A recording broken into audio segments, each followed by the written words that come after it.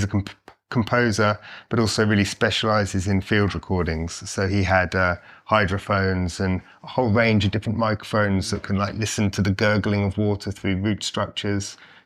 There's one which is like a contact microphone, and you can hear what's happening inside the tree.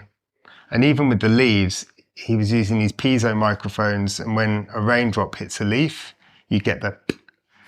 But then he was like, oh, but each leaf is like a differently tensioned drum skin.